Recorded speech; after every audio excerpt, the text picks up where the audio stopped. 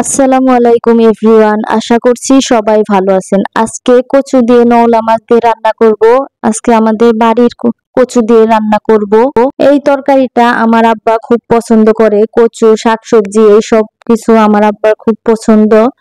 সে মাছ মাংস খুব একটা পছন্দ করে না।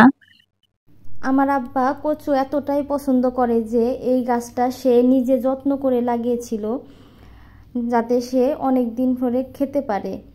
আমার আব্বা যখন মামার বাড়িতে যায় তখন ফোন দিয়ে আগেই বলে দেয় তার জন্য যেন মাছ মাংস কিছুই রান্না না করে, তার জন্য শাকসবজি কচু এগুলো রান্না করতে বলে।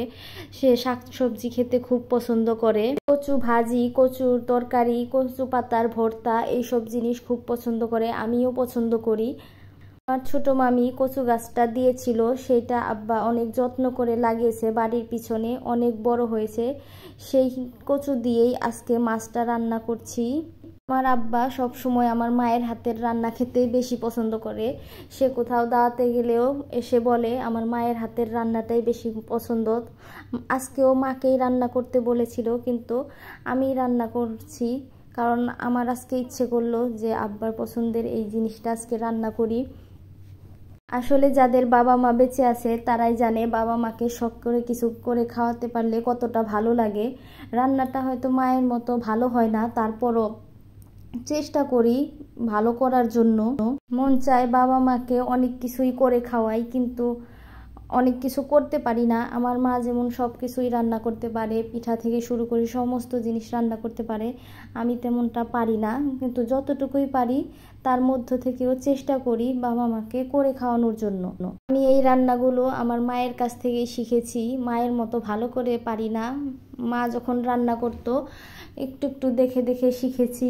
আসলে বাবা মাকে কিছু করে খাওয়াতে পারলে নিজের কাছেও ভালো লাগে সেটা। যাদের বাবা মা আছে তারা জানে যে বাবা মা থাকাটা কি। মাঝে মাঝে মনে হয় বাবা মা না থাকলে আসলে আমরা কি করব, কিভাবে চলবো, এইসব ভেবে মাঝে মাঝে হতাশ হয়ে যাই।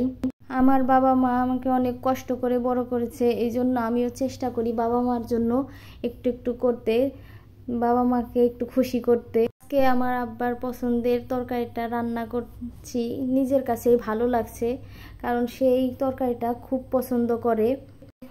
আসলে সে কতটা পছন্দ করে সেটা বলে বোঝাতে পারবো না। আমি আমার বাবা মাকে অনেক পছন্দ করি, অনেক ভালোবাসি।